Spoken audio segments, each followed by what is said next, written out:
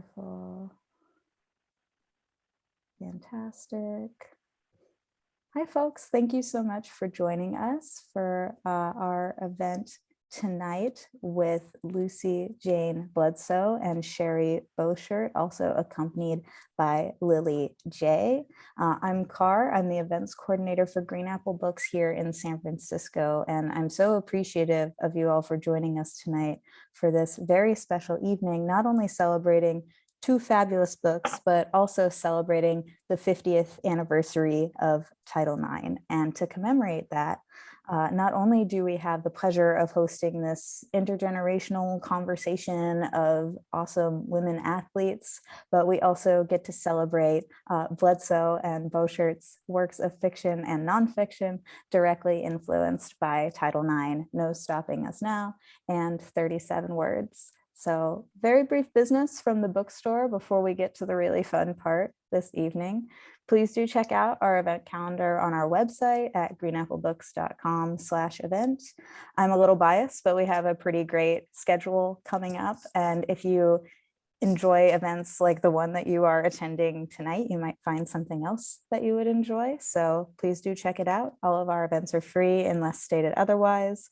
That being said, and if you are able, I can think of at least two books that you might want to purchase this evening that I'll be linking to in our chat. But in all seriousness, if you've been here before, you've heard me say that when you purchase books from our authors for our events, not only do you support us as an independent bookstore, but you also support the authors that put so much work into making these books, and then you get to have a book. So if you are able, we always appreciate you supporting the authors that we get to host. So I'm going to link to both Sherry and Lucy's books in the chat for your convenience.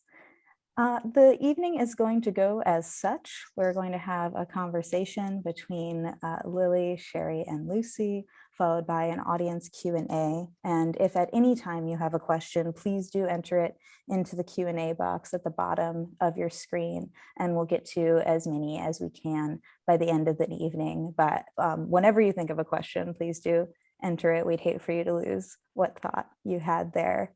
So without further ado, I'm going to go ahead and introduce the folks joining us tonight. First, Lily J is a rising junior at Berkeley High, a diverse public school with over 3,400 students. She balances academics and athletics, playing center and power forward for the Yellow Jackets Division I basketball program. Her athletic journey includes 5 years of AAU and middle school basketball, a season of volleyball, and 5 seasons of fast pitch softball. Lily's interests include music, photography, and activism, having marched for climate, women's rights, and gun control. Please give a virtual welcome to Lily J. Next, we have Lucy Jane Bledsoe, who is the author of 8 books of fiction for both adults and young people, including Lava Falls, winner of the 2019 Devil's Kitchen Fiction Award, The Evolution of Love, and A Thin Bright Line, Bledsoe's fiction has won a California Arts Council Fellowship in Literature, an American Library Association Stonewall Award, the Arts and Letters Fiction Prize, a Pushcart nomination, a Yaddo Fellowship, and 2 National Science Foundation Artists and Writers Fellowships. She's been a writer in residence in Antarctica and Cuba. Bledsoe loves basketball, mountains, cats, and books, and currently lives in Berkeley, California. Her book, No Stopping Us Now, is one of the reasons we are here tonight. Please do give it up for Lucy Jane Bledsoe. And last but most certainly not least, I'm happy to welcome Sherry Beauchert, who is an award-winning journalist and the author of Plug-in Hybrids, The Cars That Will Recharge America. Among her many honors, she received a Distinguished Service Award from the Society of Professional Journalists for her efforts to promote equity within the news industry. She lives in New Hampshire, and her book, 37 Words, Title IX and 50 Years of Fighting Sex Discrimination, is the other reason that we are here tonight. And we're so glad to have her. Please do welcome Sherry Beauchert. I'll let you folks take it away. Thank you, Carr. And thank you, everybody, for joining us. It is so exciting for me to be here. She mentioned I live in New Hampshire, but as some of you who've joined us tonight know, I live for 40 years in the San Francisco Bay Area, and for the last 23 or 8 or something in the Inner Sunset by Green Apple Books on the Park. So hi, Judy Goddess, and hi, Carolyn Cocolette, and it's good to have you here. So what we thought we'd start off with tonight is just a few brief words from each of us, no more than a few minutes, to talk about why we're here tonight, what we've been doing with our books or our lives, and then we'll just have a more broad-ranging discussion. And if at any point you have a question or comment, put it in the chat, and we'll find out about it, and we'll answer questions probably later on. So I'm going to start off.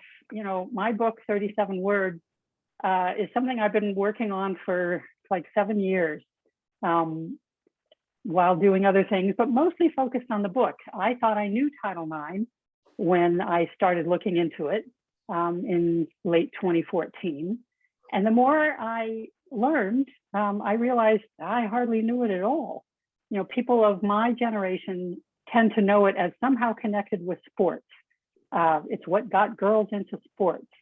I think if you talk to a lot of students today, if they know Title IX at all, many of them know it only as related to issues of consent and sexual harassment and assault, and don't even know it affects sports. So there's a whole range of things. Title IX is a law passed in 1972, so it's its 50th anniversary this year, that prohibited sex discrimination in education. And what I do in my book is to give that whole history, because it's a dynamic history that's still going on. Title IX is still attacked today. Title IX is still trying to realize its vision and its promise today. And we've made a lot of great gains, but we have a long way to go. So telling that whole history of 50 years, to do it in a way that helped you, the reader, stay engaged and keep turning the page, I employed storytelling. I have 3 main characters who I follow throughout the book to illustrate different facets of Title IX. Title IX started out with women wanting admissions. They wanted to get into especially graduate programs or medical school or law school. And back then it was perfectly legal for law schools to say, we're not going to let more than 9% of new students be women. That's just how it's going to be. Stanford University had a pretty hard limit. They wouldn't accept more than 40% of women in any incoming class, just arbitrary. So they were fighting against that. And for jobs, even if they were one of the few to get in and get a PhD, it was hard to get hired. If they did get hired, they weren't paid equally with men. They weren't promoted, etc. So I have a character, Bernice Sandler, who deals with that. Another character who tells the story of athletics. And another character who tells the story of Title IX in relation to sexual harassment and assault.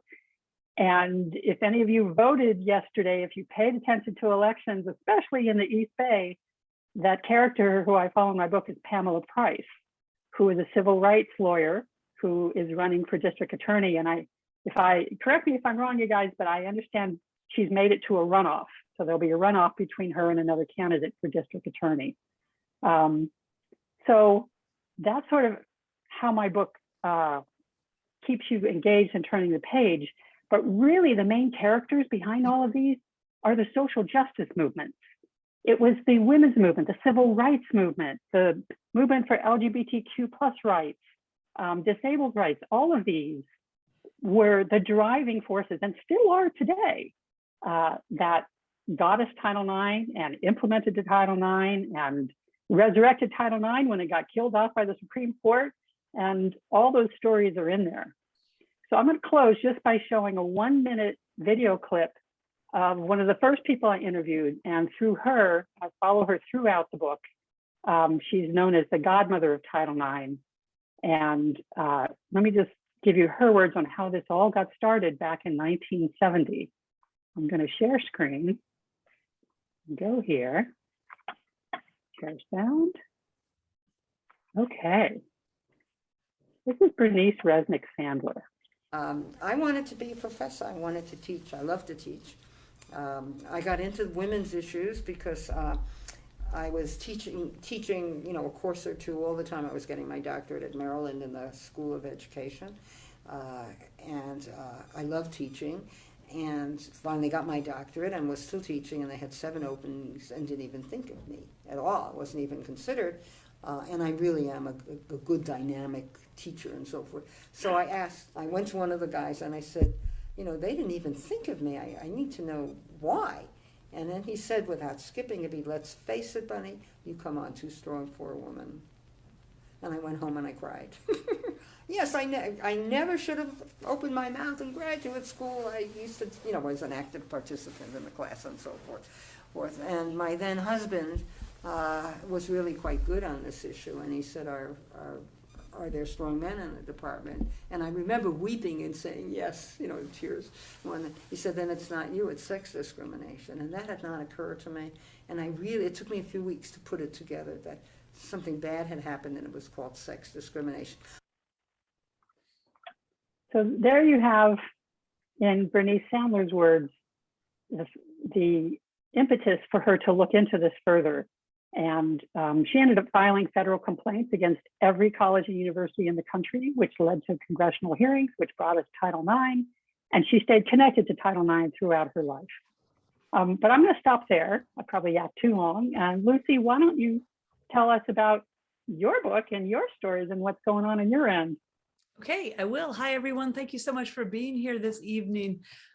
It's really fun for me to be doing an event with Sherry, whose book I loved, and with Lily, who represents younger women. And I'm really looking forward to having that conversation between our different viewpoints and working towards allyship. But yeah, so my book, one thing I loved about Sherry, there's a lot of things I loved about Sherry's book, but one thing I loved about it is the way she told stories about people. I just always feel like points are better made when you tell stories. And so she takes these 3 women, but other women too, and tells us these very deeply personal stories about the effects of gender discrimination on their lives. And my story is, another thing I loved about Sherry's book is I learned that the way Title IX happened was because of thousands of women all over the country doing what I did. So it took a whole team of, it's just such a lesson in how change is made. And I knew, of course, lots of other people did it besides myself, but it was just amazing to see how many were out there. So my story is a very personal one.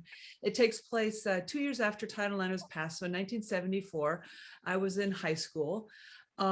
It's taken me, I'm a writer, I've written several books, but it's taken me 50 years to figure out how to tell this story. And part of that is because I think I care so deeply about this story. Also, it's a true story. I wrote it as a novel. I can talk later about the pieces I novelized, but not much. But it was just really hard to write because it was true. And I don't usually write about myself. And I also realized eventually, as I did drafts of this book, that I think what makes it really good novels is when there's 2 levels of the protagonist wanting something. So in my story, which is really about me, I was a 17-year-old kid in high school and I wanted to play basketball. However, there's always a deeper want in, I think, a good novel. And the deeper want, the character doesn't quite know herself. And mine was to have a voice, to have agency, to be able to speak out. And my Title IX experience, this book is a little bit about basketball, but it's mostly about a young girl or young woman finding her voice. And for me, that was all around Title IX. So I'll just tell you a little bit about the beginning, how it started. I do want to point out, I kept a scrapbook of the time. This is my scrapbook. It's just a mess now. But it was so helpful in writing this book because I have all kinds of documents about stuff that happened in making my Title IX story happen. So I was able to use that scrapbook, but it all started when I wanted to, there were hardly any sports for girls, just tennis and golf and swimming. No softball, no basketball, none of the sports I wanted to play, although I did play tennis because it was there and I got my letter in tennis. So I thought, well, I'll join the Letterman's Club because there was a Letterman's Club at my high school. So I went to the Letterman's Club meeting. It was all boys and the male teacher advisor and said, I'm joining the club. I have my letter in tennis. And they're like, oh, no, girls can't be in the club. And of course, this didn't make sense to me. I sat there while they all sat around, the boys and the teacher, talking about why it'd be impossible for me to be in a club. The most compelling argument that I remember is they said, well, what would we call the club? It's called the Letterman's Club. So I walked out of that kind of discouraged. But shortly thereafter, the vice principal, who was a woman, which was pretty unusual then, called me into her office and said, Gloria Steinem is coming to town and she wants a youth representative on the stage with her. You want to be that person? So I guess I got that invitation because of going to the Letterman's Club and asking to join. That meeting with Gloria Steinem and doing that event in the Portland, Oregon auditorium changed my life in really dramatic ways that I won't go into now, but it's all in the book. I learned a lot about how the media treats people who speak out, especially women. And being the young, naive 17-year-old I was a naive 17-year-old. I was shocked by how the media portrayed Gloria Steinem the next morning in the paper. And it just opened my eyes huge. I also met some women who said that I had said from the stage that I wanted to play basketball and there's no basketball team. And they said, do you want us to help you make that happen? So began several months long process of testifying down to the down at the Oregon State Legislature and to the Portland Public School Board. Again, my naivete, I thought, okay, here's a law, because I'd learned about Title IX. It had been passed 2 years ago. It said any institution, including public schools, getting public funding had to give equal opportunities to boys and girls. So it was obvious that this wasn't happening. I thought you just state the truth and then the problem will be solved somehow. The blowback absolutely blew me away. In my scrapbook here, I have letters from the school board to my principal, from my principal to the athletic director, calling me out and out a liar, talking about ways that they needed to refute me and put me in my place. I mean, they were sometimes when there's more time, I read some scraps from these letters, but very explicit attacks on me, as were letters to the city newspaper calling me a liar and saying that I was trying, of course, one of their favorite arguments is you're trying to destroy the boys' programs. So that happened, but the worst part was, and I'm going to just read about a 1-minute section, I think, on this, was the personal attacks on me physically from specifically the boys' basketball coach, a lot of the coaches, but they were very, very threatened by this. So this is a scene from after I'd been doing this speaking out. The gym door whooshes open. Coach Ward strides in like he owns the place, clearly unbothered by the murky silence. He looks around quickly as if he's late for something and spies me by the electric panel.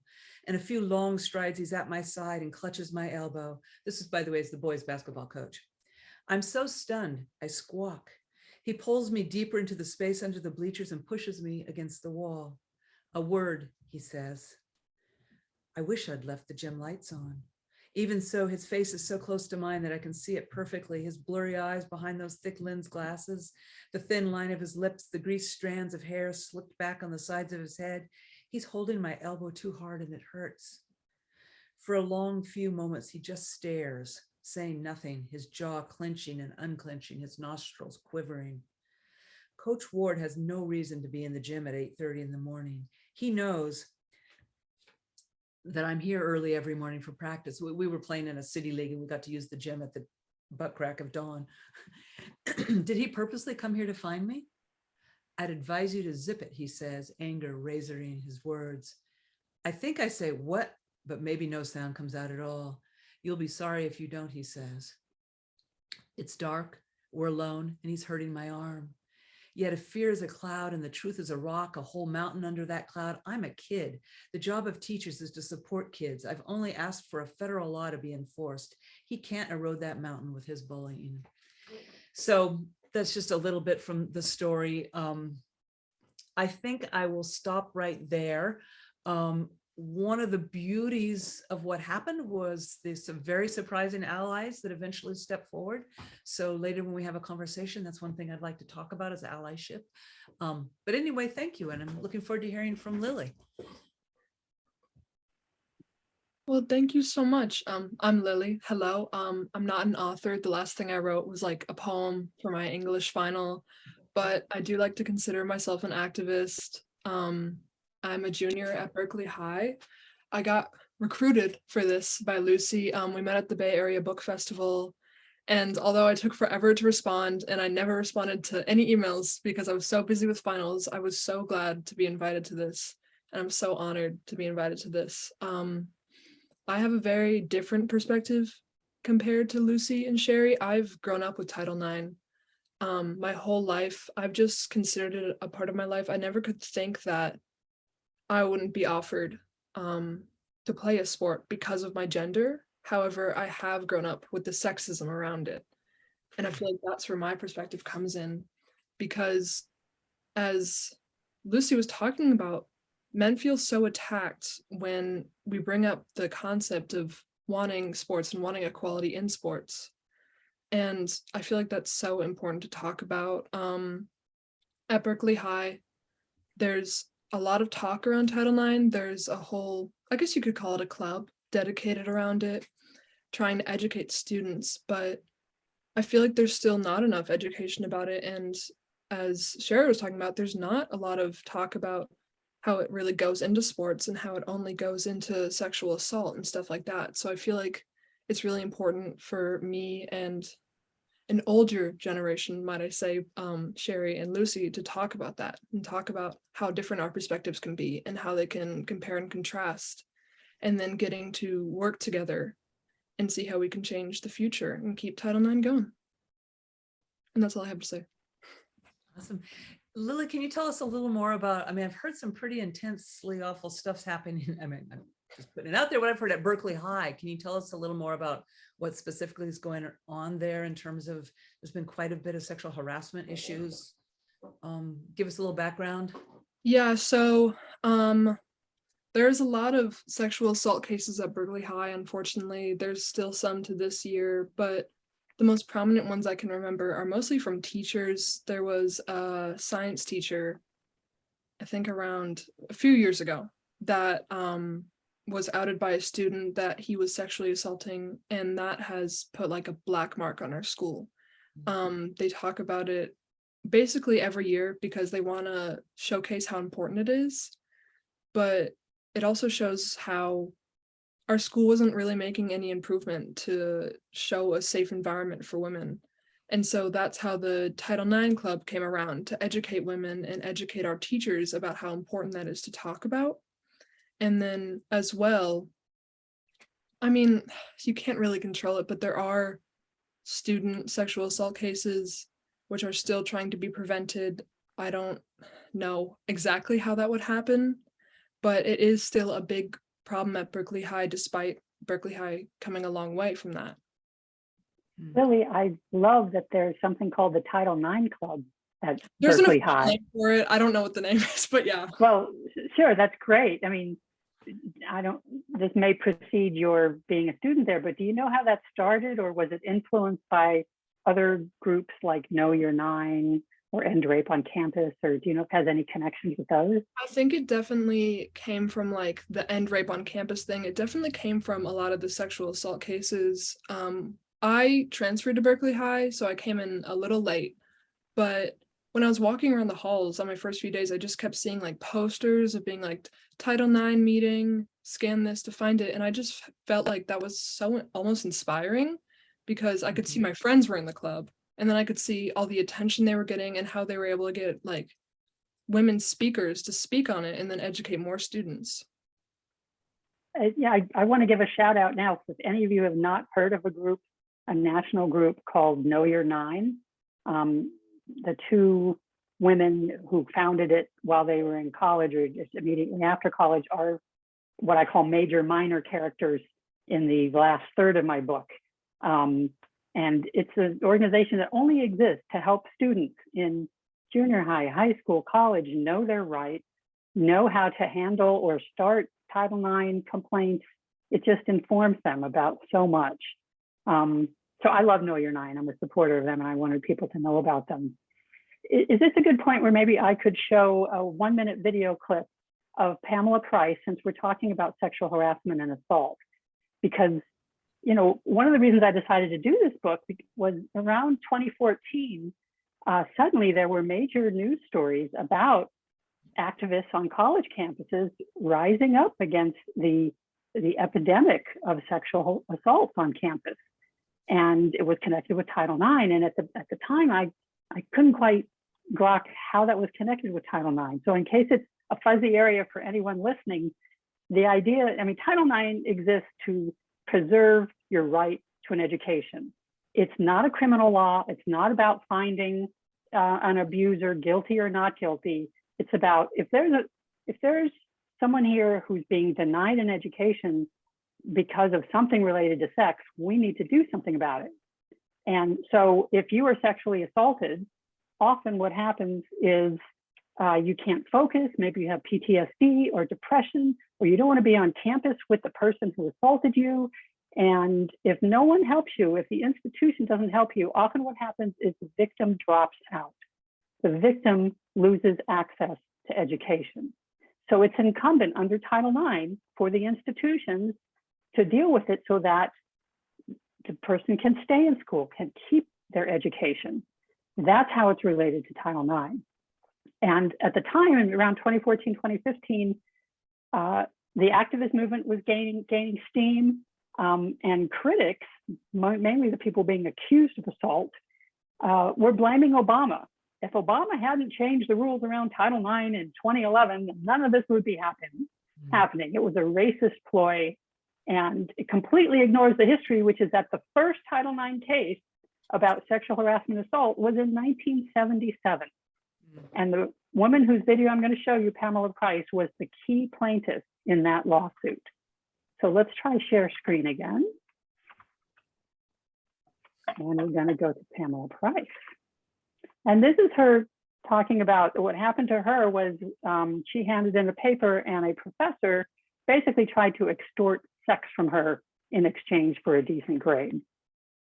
He's dropping these clues and I'm totally oblivious. I'm just like, yeah, I don't want to see. That's great. I hope it's not a C either. But then he starts to repeat it. Well, I really, really would hate to give you a C. Okay, I don't want to see. I really, really, really would hate to give you a C. And I'm saying, I don't want to see, and finally he just says, well, will you make love to me? And again, I had no frame of reference. All I could think was no. No, I'm not. And so I remember just sitting there saying no.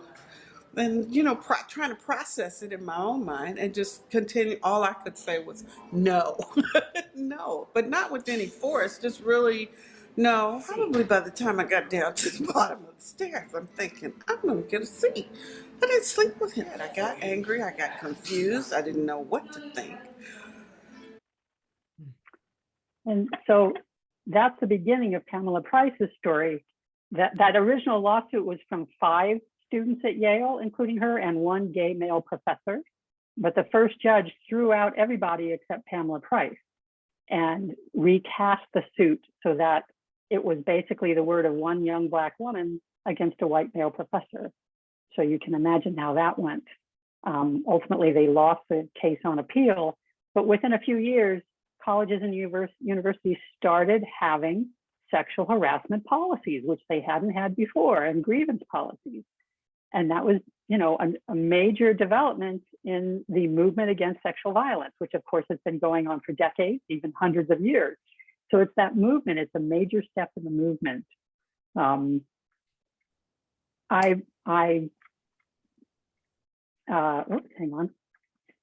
on.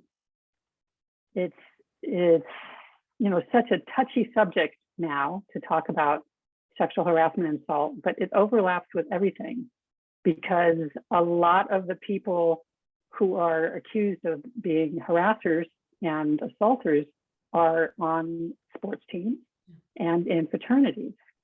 And so there's a lot of overlap with everything, and sexism in athletics overlaps with sexual harassment in a lot of cases. And homophobia, LGBTQ students get assaulted at a higher rate than cisgender straight students. It all overlaps. I'm really interested in this relationship between Title IX being originally used more for equity in sports and now being used more towards fighting sexual harassment and abuse. when that scene I read when the boys coach pushed me against a wall and threatened me, I mean, that was assault, kind of a low key assault, but it was an assault. And it didn't, in 1974, it didn't occur to me that that was anything wrong or assault. I literally didn't ever tell my parents. I didn't tell any friends. I told no one. I just figured that is what happens to girls. And it was awful, but I didn't think it was wrong even. I mean, it's just like what happened a lot. So I'm inspired by young women today who can take the issue of gender justice so many steps further. And I also want to say one thing that really interests me is I feel like for me, playing team sport, there's a really direct relationship between playing team sports and finding my sisterhood there and finding my voice and agency and strength in my body that helps me find strength in my voice actually is not that far off with helping me deal with, and all women deal with it, sexual assault, sexual harassment issues, so that they really are quite linked. And it even makes sense that as we get more women able to play sport, we can talk about that next level more. Lucy, you talked earlier about you're trying to join the Letterman's Club.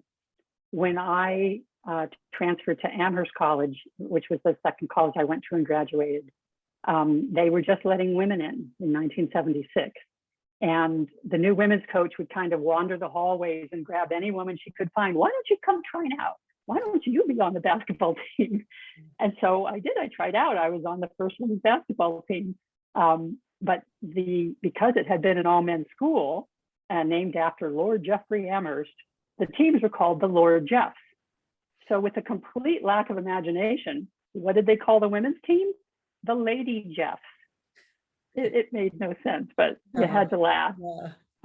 You are in my book a little bit because as I was researching Title IX, I ran across some writings by you in the 1990s about homophobia in sports and how queer players were so important in getting women access to sports. Can you talk about that a little bit and about your college experience? Yeah, sure.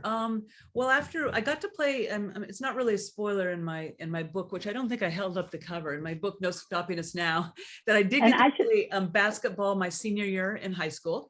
And when I went on to college, they did have a women's team where I played. So I played in college all 4 years. And there was a lot of homophobia.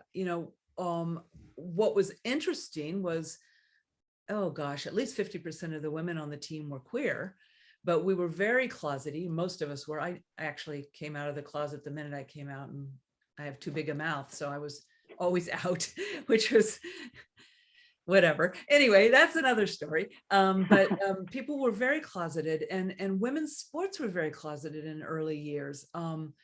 Because I think there was always a lot of representation from queer women, in part because, how do I say this? We already have taken this courageous step with our sexuality, and we don't really care how it was like people thought women in sport, it was unfeminine. So I think it scared some straight women, not all straight women, obviously, but some. So I was frustrated when there started to be, say, professional women's basketball, that they worked really hard to say this is a family sport. And there was even two occasions where they had players' boyfriends propose to them at halftime on the court as a sort of a show to show how heterosexual women's sport was, because they were so afraid that it was going to have this, queer reputation. So, and it was frustrating to me because I felt like some of us who were queer had done a lot of the work to make these teams happen. And so, and that's a very personal point of view that I'm giving. It's not, that's not journalism right there. But so yeah, that's a lot of what I think that essay was about in 1990s, a long time ago. So, but I remember writing it. Yeah. Well, and I wonder if, Lily, like you said, you've grown up under Title IX, and actually several generations now have grown up under Title IX, and the idea that women deserve access to athletics. What's it like in terms of homophobia now? Is there any, or do people, do you think, feel relaxed to be themselves? Well, I do I would agree that people are more comfortable with being themselves. However, there is still homophobia because for some reason sports are intertwined with being more masculine. And I feel like that's where people are like, oh, if you're a woman and you play sports, then you must be gay. I just, because like I'm a young queer woman myself. And so to hear that, it hasn't personally happened to me, thank God, but to hear that about other people, it just doesn't, it never made sense to me. It's so wrong. Women can be strong and powerful and play sports and be straight.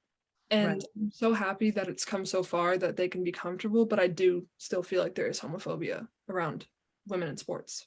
Well, that's what's so cool about what the WNBA is doing too, because the straight and queer women are very much coming together and standing up for each other. And it feels like they really have done a good job in that league of sort of taking that, that thing that, you must be gay if you're playing sports, or you must shut up if you are, they've really done a good job with that. I mean, I just love the way they've stood up for both racial and gender justice in the WNBA. I completely agree. Lucy, I know, and I should say I've read Lucy's book. It's fabulous. I loved it. Everyone should read it. No stopping us now. And it's set in Oregon because that's where you grew up. And I just saw on the news today that they did a poll in Oregon, and only like 30-some% of people knew what Title IX was, but they all supported the principles that Title IX stands for. Interesting, yeah. And so that's progress, even though, people should know their rights, they should know Title IX, but at least they were behind what it stands for, which is equity and access and fairness. Lily, when did you first learn of Title IX? Was it when you saw the barcode to scan for the Title IX Club, or had you heard of it before then? I definitely okay, well, in 8th grade, I feel like is about when I started to learn about it mostly, but definitely freshman year, I feel like there was a lot of talk about it. There was some talk about it. I used to go to El Cerrito High for sports, and then definitely at Berkeley High, there was talk about it. But I feel like I never really got a full education on it, and I had to educate myself on it more than like a school would teach me in a sort of way. And do you think other students are kind of like that? I mean, are they aware of it or not, or of the issues? Well, I would say it kind of, well, I don't want to make an assumption, but I feel like a lot of women are more educated on Title IX than men are in, I would say, all of Berkeley High, because it impacts women so much more, but it's so rooted in our society. I just feel like everyone should get a full education on it, because I know I've missed out on it, and I feel like it is really important, especially if you are a young woman in sports. Mm-hmm. One thing I want to be sure to get in while we still have time is to ask you, Lily, what older women can do to support your generation around gender justice issues? I feel like mostly what I would say is just listen to our new ideas, because even though the older generation does have more experience with Title IX, I feel like a younger generation has so much good ideas on the future of Title IX, and I feel like it's very important for the younger and older generation to work together and keep Title IX going in the direction it is going, because it's very important. So yeah, just listen. That's always this might be a good point, if I could, to show one last video of one of the younger activists in my book. Although at this point, I think she's in her mid-20s, and so she's aged out as a Title IX activist in school. But let me share, this is one of the co-founders of the national nonprofit group End Rape on Campus. And she talks about intersectionality, because one of the things I found in my book is, Title IX originally, its original version in the House of Representatives was supposed to amend the Civil Rights Act to just add sex to other prohibitions against other forms of discrimination against race, color, national origin. It didn't happen that way. It ended up being separated out as a separate law. And that set a pattern for other civil rights laws prohibiting discrimination based on age or disability were also separate. So you've separated these rights. So when you talk about intersectional discrimination, let's say a queer young woman of color and they get harassed or discriminated against, you can't necessarily separate out those things, but we try and do that artificially with our laws. So she'll talk a little bit about that and about her experiences. Let's go here. We're going to go here. This is Andrea Pinosula. So I grew up in Little Havana. I grew up in inner city Miami. I'm a generation and a half American, and my dad was born in Cuba. My mom was born in the U.S. To parents that came from Cuba before Castro. No one knew what to do with, a young Latina in inner city Miami who had opinions. I mean, I was very much, people often frame me as being pompous and thinking that I was too good, but really I just was so stifled and I felt so constrained. And it's not that my family wasn't great, because they are, and especially my grandparents were so wonderful and so nurturing of my intelligence and my passion, but no one around me knew what to do with me, ever.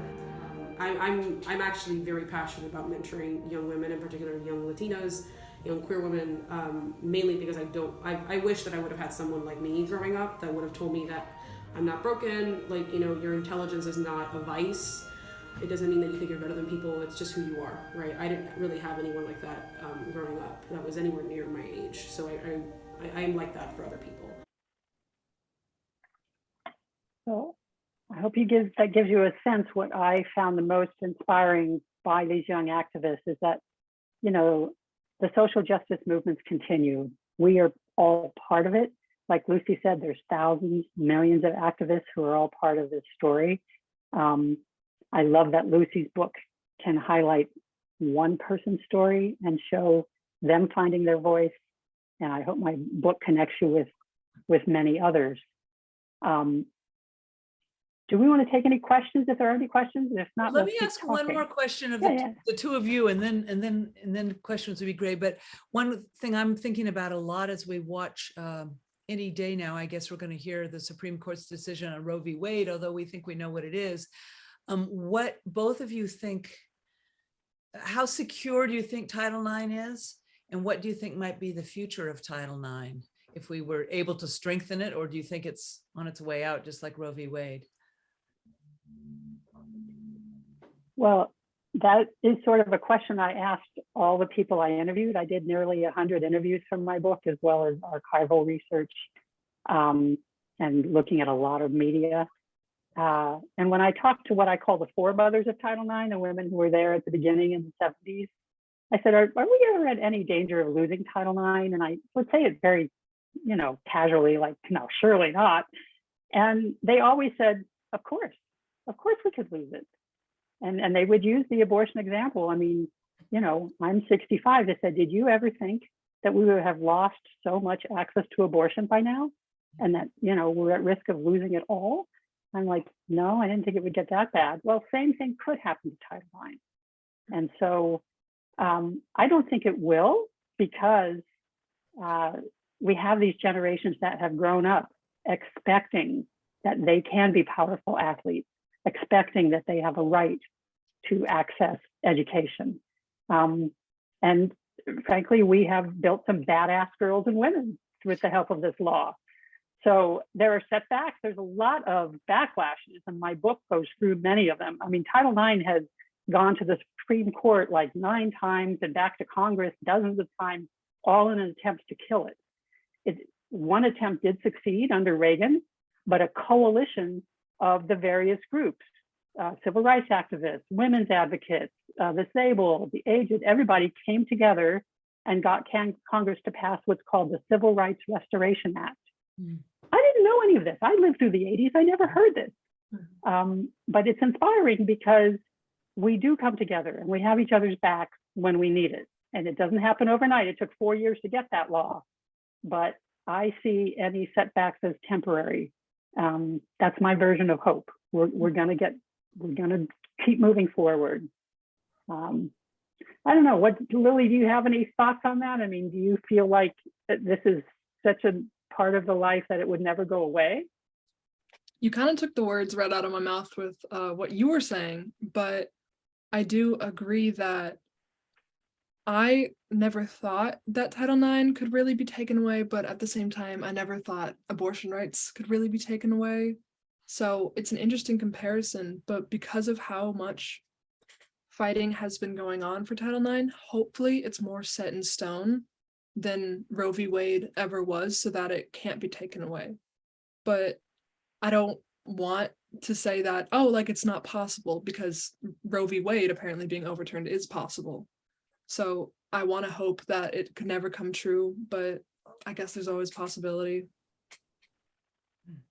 Does knowing about Title IX, learning about Title IX and your rights, and as you grow into a young woman, learning about the ubiquity of sexual harassment and homophobia and all of that, and what it takes to fight it, has any of that changed your vision of your particular future, or what you want to do with your life, or how you see the world? I'm just curious how your perspective has developed. Mm-hmm. I feel like growing up as a woman, I just, especially integrated with Title IX, I just feel like personally, I have to fight for so much more than a man would for what I want, especially in sports. So growing up with all the homophobia I see around sports, and then the sexism, and then everything towards disabled people, it's just so clear that people in a minority have to fight for so much more if they want something. And Title IX, I guess, is supposed to lift the weight off a little bit, but because of our discussion just now with it possibly being overturned, which hopefully does not happen, is so important because it's like such a heavy weight. And what about you, Lucy? What are your thoughts? Okay, tell me the question again. Well, about, Title IX and whether we are in danger of Whether we're in losing it. danger, okay. Yeah. Well, I like listening to the two of you because I used to be the world's biggest optimist, and my optimism has really eroded a lot in past years. My friends accuse me of being a little too apocalyptic at times, or believing in. So I don't know. I mean, I have seen so many things, particularly in the last 8 years, that I never thought I would see. I think one thing that's hard being our age, Sherry, is having lived through the hopefulness of the 70s. That was such a high around so many issues. And I really believed we were making change, it was permanent. And to see all of that backslide so much is really, really painful. When I look at history, the bigger picture, just as you were saying, things ebb and flow, and we are in a better place overall for women, queer people, people of color. We're all in a better place, but it's not where I had hoped we would all be. And like Lily said, you just got to fight every single moment, and that's exhausting. So I'm not in a very optimistic place. So that's just my honest answer. Well, and I like what you said about the 1970s. You and I lived through it, and it was an incredibly vibrant, exciting time of change.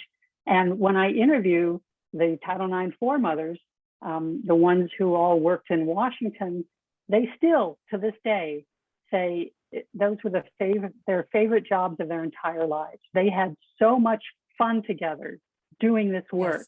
Yes. And that's what I try and impart.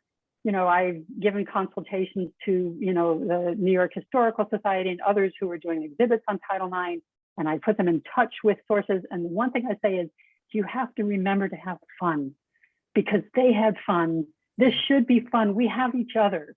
Yeah. We can inspire each other. And even if we lose a battle here and there, we've got each other. Yeah. So that's where true. And the other thing I try to remember is we actually are the majority. People who care about people who, we really, so we are the majority. The jerks get our attention and take way too much of our psychic energy and our mental energy and our time. But in fact, the wonderful people trying hard to care about others and take things forward are most of us. And I try to keep in touch with that. Yeah. Well, on that hopeful note, anyone have any thoughts or questions, or if you've read either of our books, any comments? I'm going to give you a minute, because if not, we have other questions for each other that I'm sure you'd love to hear the answers to. Let's see, are the questions good? They can be either in the chat or in the Q&A. Correct. And I have a question just as, this is Carr, hi. I have a question just as We're talking. as a person that's been watching this panel with you and also as a readerly person, I'm wondering if you have anything that you read that was particularly helpful in the making of either of your books, or even just tangential reading that you think would be pertinent to what we discussed this evening about Title IX and also the attack on Roe v. Wade. Well, I'll answer that first because I have a feeling so my book's a novel, and my editor's, one of her first comments was, I wanted it to feel more like the 70s. So my research was that kind of thing more. So I one of the first things I did is I went on Facebook and I said to my friends, tell me some of your favorite details from the 70s. And that I learned very quickly how Facebook is not a good source of research material, because people were throwing all this stuff at me that was like 60s, 50s. It's like, no, you're just like thinking what's in your past. That's not specifically, I needed specifically 74 and 75. So then I started watching Soul Train from 74 and 75 to pick up some outfits I saw from Soul Train are Lily, this was a dance show on TV. Lily. Yes. Okay. Oh, people don't know what yes, it was a dance show on TV, fabulous dance show, and so I got some great outfits from there that went right into the novel. I watched All in the Family, which is a really popular sitcom in the 70s, and reminded me of how and it made fun of the time, and especially of progressive people of the time. So I did a lot of kind of research like that, which is probably very different than the kind of research that Sherry did. Yeah, I actually went to a lot of archives because, again, I gave myself a crash course not only on Title IX, but on women's history. I mean, I didn't learn anything about that when I was in school. And so I had to kind of teach myself. So I went to the Library of Congress. I went to Representative Edith Green's papers at the Oregon Historical Society. I spent 2 weeks there pouring through her papers. A gold mine for any women's history is the Schlesinger Library on the History of Women in America at Radcliffe University in Cambridge, Massachusetts. Oh my God, they have so much there. They have Polly Murray's papers, they have National Organization for Women's papers, they have everything. So I spent many weeks there. So that was a lot of my reading. And, these are not books that are widely available, but for instance, Senator Birch Bayh was the father of Title IX in Congress, but his late wife, Marvella, now there's a good name for you, she wrote an autobiography before she died in 1979 of breast cancer. And in that book, what you learn is that, Birch Bayh was known as a feminist senator. He was one of the biggest allies to women, but he only got there because Marvella pushed him. And her story was fascinating. So it's in a very abbreviated form in my book, but if you're going to credit Birch Bayh, you have to credit Marvella Bayh for Title IX. So things like that I read. And then even since I finished writing my book, one of the younger advocates who co-founded Know Your Nine, Alexandra Brodsky, went on to be a lawyer. And she published a book that just came out last summer called Sexual Justice. Let me read the full thing here. It's called Sexual Justice. And it looks at, she went and talked to both victims of sexual assault and the alleged perpetrators and asked them both, what do you think of this Title IX process? Did you feel like it was fair? What did you not like about it? To find some common ground where we can improve the process and have it be as fair as can be to both sides. It's a really good book for anyone who's involved in those issues. So I highly recommend that one.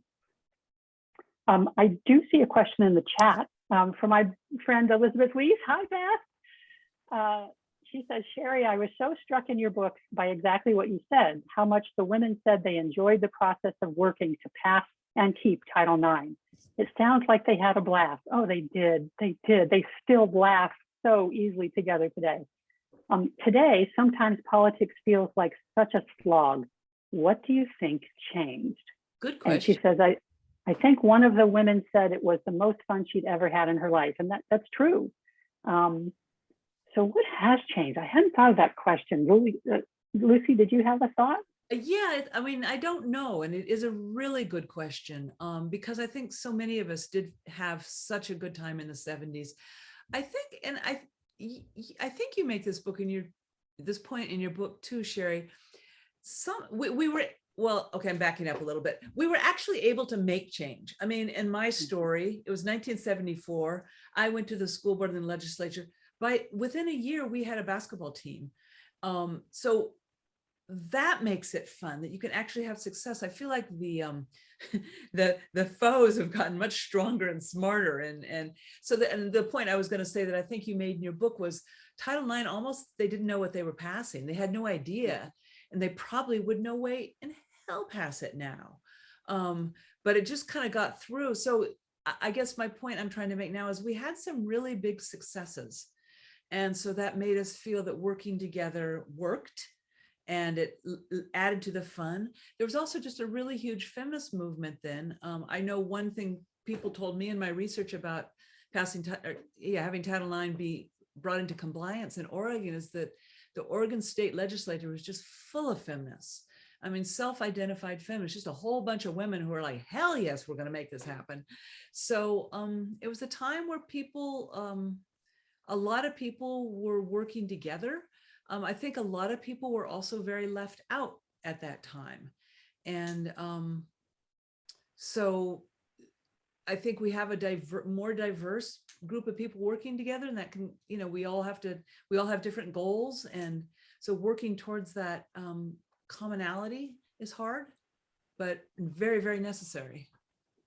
Well, and I also wonder if today, because of the ubiquity of so much more media, we're exposed to so many more things. And I think there's in general a higher level of stress. Now, maybe this is just the COVID talking in me, but there's a lot of things to be stressed about. Climate change, for God's sake. And I worry about the young people like Lily. You guys have a lot on your plate, and I'm hoping you can sometimes tune it out and have fun, even as you're trying to make positive change. What's it like for all of you? I know it's a weird time because I don't even know how much of your school year was in person or virtual this year. But do you think people are feeling stressed? Yeah, I mean, I'm going to go back a little bit on the other question too. I do feel like growing up in my time, I never thought politics were fun. I've tuned them out most of my life just because I don't find any joy in it, because I feel like a lot of the fighting these days sometimes doesn't lead to anything. And if you're fighting so hard and you don't get a victory out of it, it just doesn't become fun. And then it just becomes more negative. And so I feel like that's where some of the stress also comes from, is when you see things in the news going on, like COVID and then Roe v. Wade being overturned. You see all these negative things, and then you see how they impact your life. And then especially with COVID affecting school, thank God I went to school fully in person this year. Last year was completely virtual, but I've gone fully in person, which is a blessing. But it just adds so much stress. Politics is stressful, in my opinion. It was never fun. So that's just interesting to hear about how it was fun at one point in the 70s. And it just occurred to me too that people in my book who had so much fun, a lot of them were in Washington. They were into politics, and they banded together and were able to make themselves heard. The younger activists, the colleges were ignoring them, pushing them aside, others, but together they made their voice heard. And so it's finding that community and having fun. So, I guess I'm still a perpetual optimist. I'm always trying to find community and revel in it. And, the results will be what they are, but, living the day to day, appreciating it for what it is. It's a cognitive dissonance, right? The world's going to hell. Hey, this is nice. Yeah. I think one thing I've loved about doing political work is particularly being with people who are also doing creative work. Like you were talking about Washington, my partner Pat was in Washington, D.C. in the 70s. And they were doing, and she worked for Walter Fontroy. So she was working for Congress, but she also was putting on part of a theater group called the Washington Area Feminist Theater. So like by day, she was like working for a congressperson, and at night she was doing this feminist theater. And I mean, it was just, so it's just like, it was kind of on all levels. And I feel like that was happening more in the 70s, and there was all the feminist presses, and people were really doing their political work on a creative level, and writing novels and doing theater and painting, and it just, I don't know, it did seem fun. But and maybe each of those movements has their time. I felt a lot of that same energy in the queer movement in the 90s. mm-hmm. The 80s, the 80s was really hard because of AIDS and HIV. We finally started to get some medicines in the 90s, but there was so much creativity and progress being made. Yeah. I don't want to overdo our time. I feel like, we're at 10 o'clock. Yes. Why don't we give people one more peek at our books? If we could do this? Awesome. I don't know. I'm on a virtual. There we go. Yeah. But I want to thank everyone who tuned in with us. I wish, again, I could be all there with you in person, but next time, next year. Yeah. Thank you, Lily and Sherry, too. It was fun talking to both of you and hearing your thoughts. Thank you so much for having me. Yeah. I just came back on to thank you all for I wish you could hear me snapping during the hour, because it was just so cool to hear you all so supportive and insightful, and like just really great work. And I'm so appreciative to have you all here this evening from across the country, wherever we all are. It's really, truly special. And thank you for letting Green Apple be a part of it. And thank you to all of you joining us out there on the internet and for tuning in. I've linked to Sherry and Lucy's books in the chat, but I'll do it once more. If you haven't grabbed them yet, I would encourage you to do so. I think you'll enjoy them. But thank you once again to Lily and Lucy and Sherry. It's been a real treat. And Green Apple. Thank you, Green Apple. Thank you, Green Yes. Apple. Yes. Love your bookstore. Yeah. Thank you. Well, thank you so much, and good night to you all. Good night. Good night. Bye. Bye.